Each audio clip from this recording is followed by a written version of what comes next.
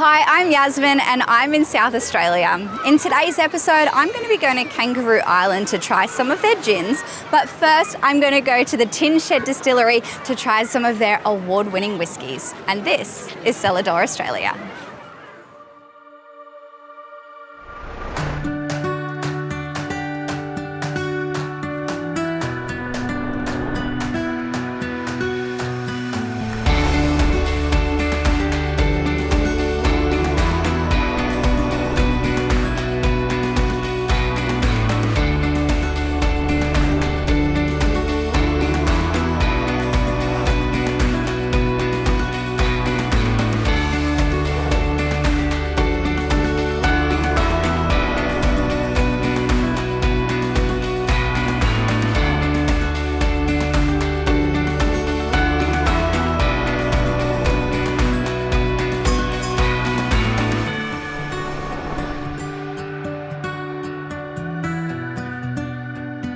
It's a blistering hot 35-degree day here in South Australia, and so not the most ideal day to pick to visit a tin shed.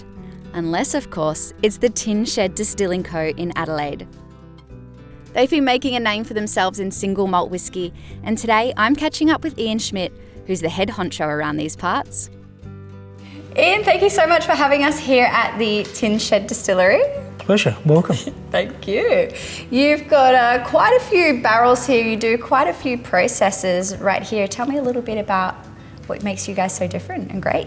We are one of the few distillers of whisky in Australia who actually manufacture from scratch, by which I mean we get malted barley in, crush it, make a mash out of it, ferment it, distill it. Most of the Tasmanian distillers are what we call beer boilers. Right. They buy their beer in and boil it, so they only do sort of half the process. But you're hands-on from the beginning. Oh yeah, very much so. How did you get here? What's the history? That goes back a long way. My partner Vic, business partner Vic that is, and I were leaning on the school fence one day waiting to pick up the kids from school. And Vic mentioned that he works as a postman and he had been to a homebrew shop that day and seen that they had a still for sale. And his ancestry is Russian. He wanted to buy the still and make some vodka. Right. And I said, don't bother, put your brew on and ferment it. I've got a little still which I inherited from my father and he inherited from his father, which came from the Pike's Brewery laboratory up at Oakbank in the Adelaide Hills. Right. And I've still got it. And it was just sitting there, you weren't using it? I wasn't using it. The last time it had been used was when my father and a bloke called Peter Lehman were trying to make Calvados. My father made cider for a living, and he was in business with Peter Lehman, and they decided they'd try and make some Calvados. So leaning on the school fence, talking about these old stills ignited this idea of starting your own distillery. Yeah, it was a bit of fun to start with. Rick came around and my wife was out that night and we started distilling using this fella here, the little still. That's a very tiny still. It's a laboratory still used in breweries to determine the alcoholic strength of their beer. Okay. Or to certify it. So we were using this in the kitchen and the kids who were small were upstairs sleeping and my wife came home and nearly collapsed as she walked to the door because all the alcoholic fumes had escaped the still and were all through the house. Luckily no one lit a match and that was our start. It's still incredibly hot and I can feel myself getting pretty thirsty. Time to catch up with blender extraordinaire Vic, where maybe I can get a drink. Hi Vic. Hello. Tell me, what do you do here at the Tin Shed Distillery? What's your role? My role predominantly is a blender. A blender? Yes. So blender means taster as well then? It does mean tasting, so I get to do the fun jobs of identifying casks that are ready to drink. It can be difficult at times, I've done up to 20 different styles of blends to come out with a batch of whiskey. Because we have bourbon casks, we have Shiraz casks, Chardonnay casks, port casks, sherry casks. We've got a whole list and style of whiskies that are a little bit different. And of course, demand dictates that we need to come out with 400 to 500 bottles sometimes. So in the early days, we'd use 100 litre casks. We think, oh, that's good, that's great to bottle, put it in a bottle, sell it, fantastic, easy. Not so easy. Not so easy anymore, unfortunately, but still fun. What makes your whiskey different? We choose our barrels carefully, so we've over the years we've determined that we like to use port casks. from the real land and from the Barossa and various places. In most cases, I would say we would get 50% of our casks recharred and reworked. Okay. So they're basically been scraped and fired and cleaned, and we get them back. And so we fill them up with new make spirit, and we get some lovely colours and flavours happening in the casks. What size barrels do you use? We use 100-litre casks, which we started with. So we've sort of put them back into the background a little bit because we've got so much demand. We've gone to 200-litre casks. Yep. Most of the industry uses 200-litre casks. So if we buy wine casks, 220, 230 litres will give us pretty much a premium product in a fairly short time. Well, how long generally? In as little as 3 years, we can have a world-class product. Beautiful. Which we've won awards on in 3 years.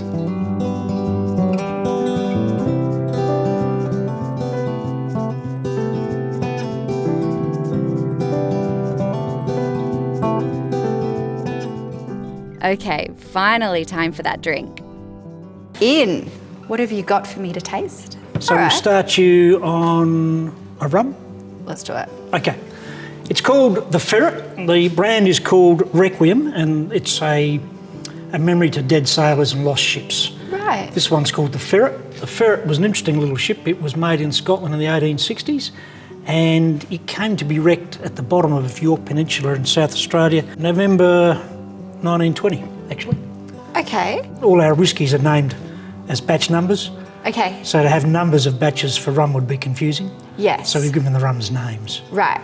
And there's nothing like rum and sailing. Correct. Yeah. Cheers. Cheers. To the Ferret. Thank you. To the Ferret.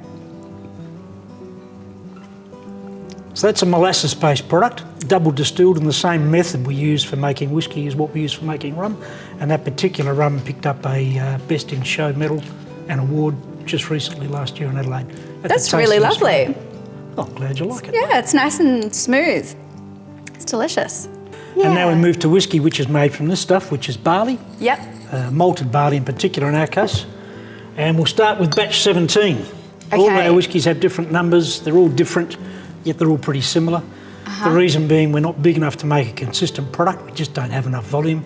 And also Vic and I get bored drinking the same stuff all the time. Exactly. So you've got to be having fun while you do it. Yeah, well, in this case, we had a bit of fun, but we had other people. We had 30-odd members of our Den of Iniquity, our fan club, if you like, or our members club, turn up to a restaurant. We fed them. We gave them 6 barrel samples, and we said, go for it, boys. If you can blend it together so that we like it, we think it's good enough, we'll put it in the bottle and we'll put your name on it. And batch 17 scored 91 points in the Whiskey Bible from Jim Murray this year. And the names of the 3 blokes are on the back. And you can see them in Adelaide bars. They drink outdoors all the time. Their heads are now so big they don't fit through the doorway. Okay. So give that a go. When you're taking a sip, have a little wee sip to acclimatise your palate, and then take a reasonable sized swig and roll that around your mouth and chew it for 5 or 6 seconds. Then swallow and breathe out. And breathe out. So a little tiny one first? Just to acclimatise. Okay. I was going to say anaesthetise, but not acclimatise. That's after the 3rd or 4th one. That's correct.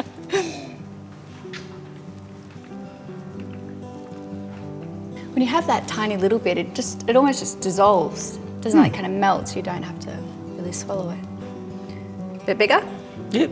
Have a decent swig. Chew it. Roll it around your mouth. Now swallow. When I do that, I get nutty flavours now. One of the unique things about whiskey compared to cognac and rum and those other things is that you get multiple organoleptic. That's a flash word for sensory and tasting notes. Yeah. Characteristics in the drink. So you get really 3 drinks for the price of 1. Because every time you come back and taste this, it tastes a little bit different. And every time I sip it, I'm trying to find like, oh, there's this. Oh no, it's something else. It's fruity and it's nutty and it's spicy, and so you're trying to like process it all at the same time. We're not done yet. We'll give you a little taste of the malt vodka, which is where it all begins. So that's malt vodka. It's essentially the new make spirit that we make the whiskey out of. Oh, that's very earthy, like grainy kind of smell to it. Well, that's what it should be. It's made from grain. Yeah. Amazing.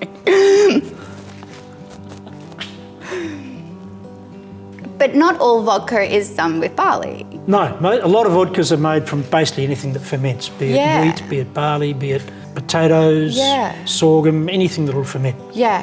And traditionally the cheapest thing, like essentially like potatoes and stuff. And that particular vodka is named after his father. It's called Piotr. And if you look through the bottle, you can see on the back label a portrait of Vic's father. Oh, wow. Taken in 1946 in Berlin. Well, my dad, Peter in English and Piotr in Russian, never made vodka, but he did drink a lot of it. Right.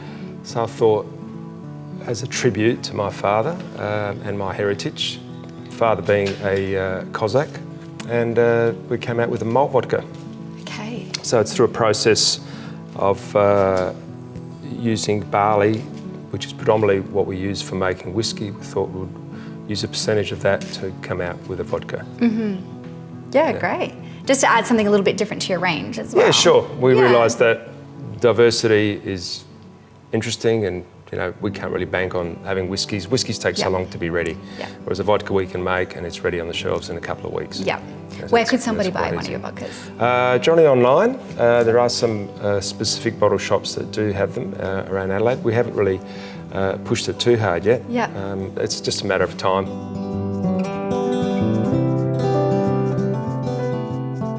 That's very pleasant. And so this is essentially what you use before you barrel it? That's slightly different to what we put in the barrel for making whiskey, but it's along the same lines. Yeah. Would you like to try that with a touch of ice? Okay. There you go.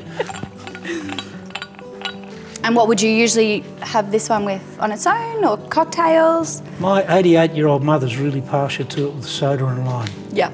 She Can't loves go it. wrong. Yeah.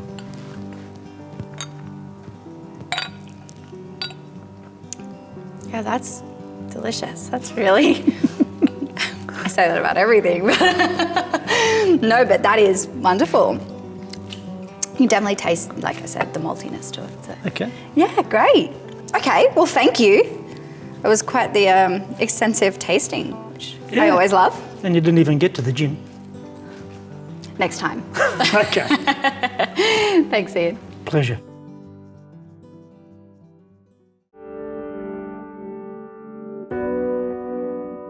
After leaving Adelaide, we headed south to the ferry to Kangaroo Island. With over 500 kilometres of coastline and plenty of native bushland and wildlife, this island is a great spot for adventure and exploring. It's also home to a growing number of local cellar doors, and today I'm visiting Kangaroo Island Spirits. First up, I'm having a chat with the founder, John, in their idyllic garden. Hi, John. Hi, how are you? I'm good, how are you? Fantastic. You started Kangaroo Island Spirits how many years ago? Well, the idea started in 2002 at my wife and I, Sarah and I, at our wedding. We were having a conversation with my brother Bill Lark from the Lark Distillery, who actually started the craft distilling industry off in Australia back in '93. Yes, the godfather of whiskey. The godfather of whiskey, yeah.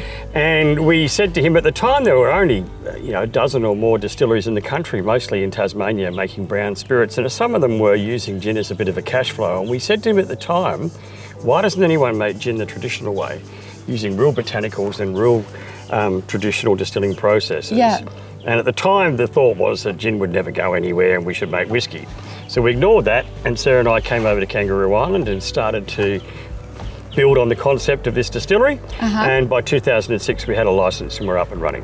So you grow a lot of your own botanicals? We grow a lot and we also forage. So the wild gin we have, we very early on discovered a plant the locals call juniper. Now, common juniper is a pine tree that doesn't occur naturally in Australia, and gin distillers, we rely on it, but there's a plant here they call juniper because it has a little purple berry that's similar. It's actually a Myoporum.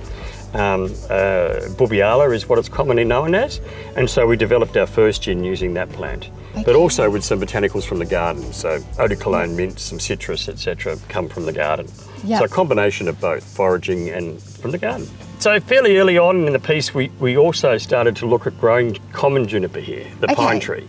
I couldn't at first find much reference to it in Australia or even find a plant, but eventually I did find some, and I found 3 varieties, and we started growing them here. And we've had some in the ground for, 6 or 7 years now. Okay. And they're producing a small crop, allowing us to make 1 or 2 batches of a single run of gin using our own estate juniper. So in a sense, we can make a gin now with everything from this block, which is fairly unique in Australia. Special. Yeah, very special. Yeah. So we released a gin called Koala 48 a couple of years ago during Tasting Australia, and we're about to do our second run of that.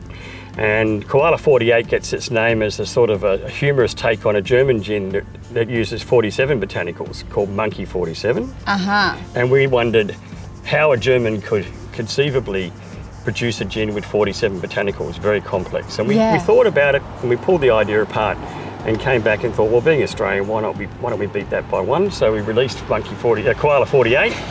After a koala walked into our cellar door one day and inspired us to use the koala instead of a monkey. Just walked in and you got that one extra botanical. Yeah, we have a lot of koalas here. We did have one that was hovering around for 18 months and then one day it walked in and climbed the coffee machine. So maybe he was after a coffee. So we named the gin after him anyway. Oh, fantastic. Oh, that's lovely. Well, should we go for a little walk? Maybe go check out those juniper trees? Sure, let's do that. To see them. And the stars of the show, the juniper trees. These are the junipers. These are the junipers, and as I was saying, we're very excited about these. They're 5 or 6 years old, maybe 7. Can't quite remember. But we planted these very early on, and at the time, and still till I think today, we're the only distillery with quite a substantial crop of junipers growing. Common juniper being a northern hemisphere pine tree plant, and it's allowing us to make with the purple berries. They go green the first year, and then purple the second year when they're ripe. And we're just getting ready now to come in and pick the ripe ones so that we can use in a special gin that we make here called Koala 48. Koala, can I try one? Yeah, absolutely, help yourself. That one's ready to go? Ready to go. Very fresh and very piney, discernibly gin in your mouth straight away. That's like just having a glass of gin. Pretty much. Really strong flavour. Talk about the major flavour. botanicals. So juniper is obviously the most important element of a gin in the European definition. Coriander seed and angelica are close seconds as the major botanicals. And then after that, everything else we talk about are minor botanicals which give it its personality and character. So you'll have a gin and then you'll have things which make it sweet or savoury or floral or herbaceous or foresty. And we've got about 150 of these and we're planting another 100 this year.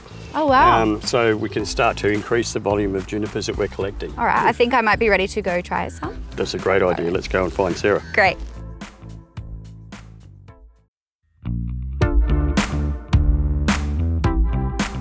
Before I taste, let's have a look behind the curtain in the distillery.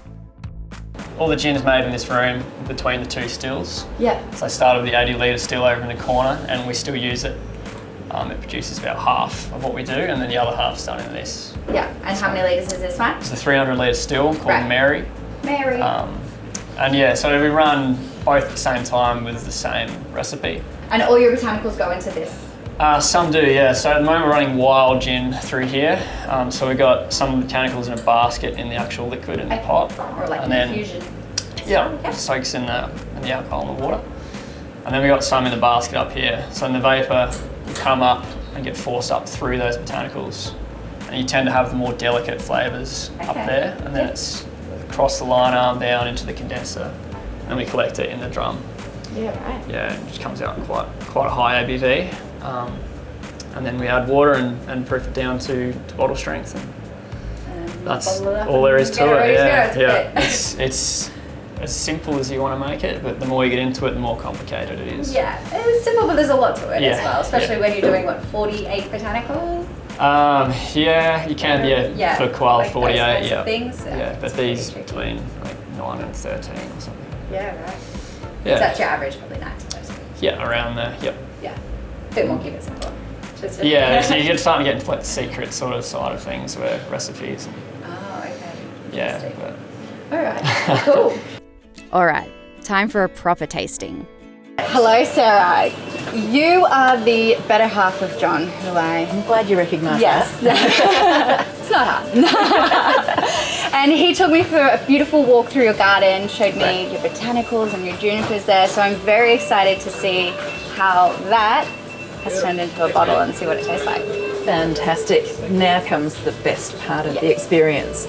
So I am going to start you with our award-winning O-Gin. So Trophy, this is the only gin in Australia that's won a trophy at the International Wine and Spirits competition in London. Okay. And O is the operative word here. We called it O-Gin because of the key botanical in it is the native Olearia axillaris that grows on Kangaroo Island. Olearia axillaris. Well done, not bad, Latin there. It's a coastal daisy and it looks like rosemary, so it's got those lovely aromatics. It's a little bit of the captured the seaside of Kangaroo Island in there. So would you like to have a taste? I would. Oh wow, it's very fresh. Absolutely, yeah.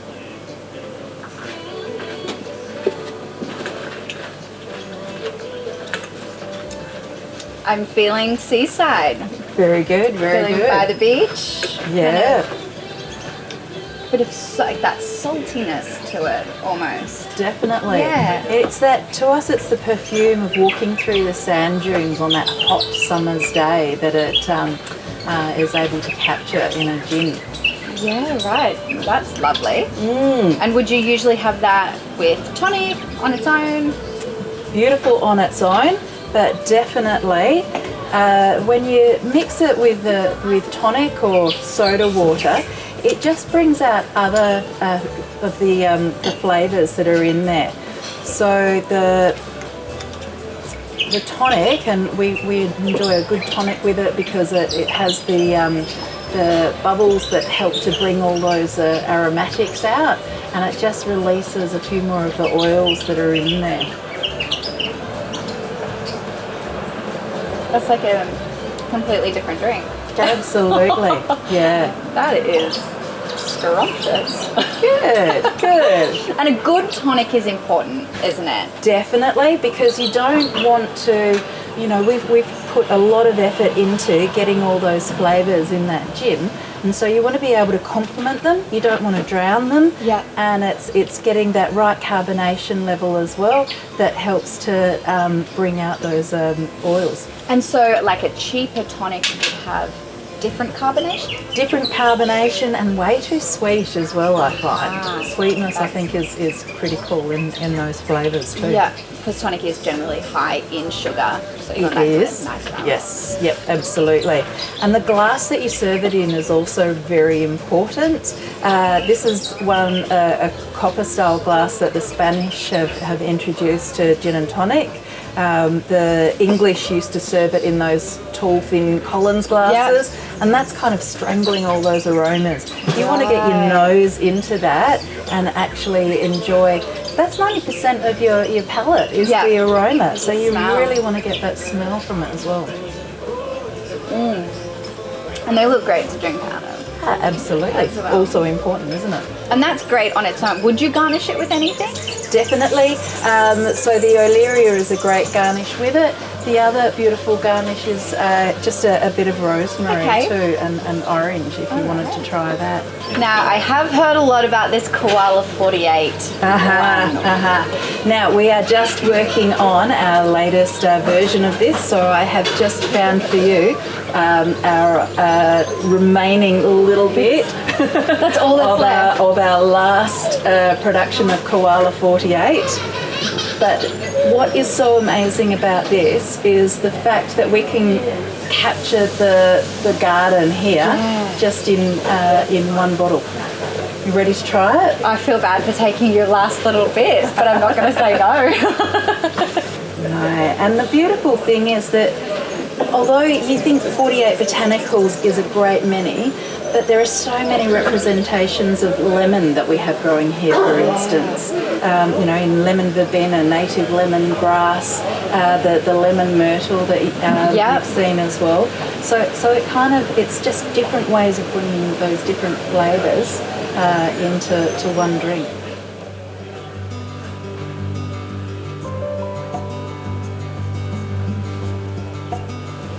Wow.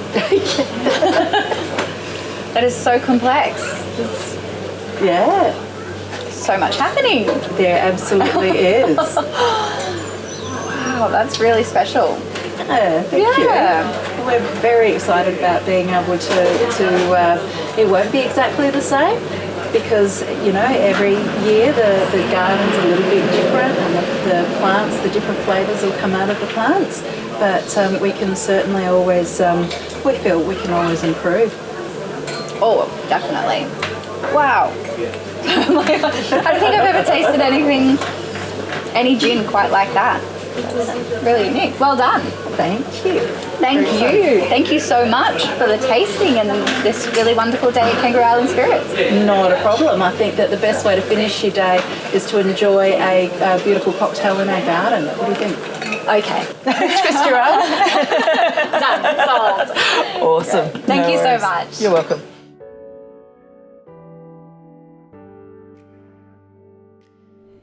Well, I've had a really great time here at Kangaroo Island Spirits. Thank you so much for joining me in this episode. I'm going to enjoy this cocktail, and I'll see you next time.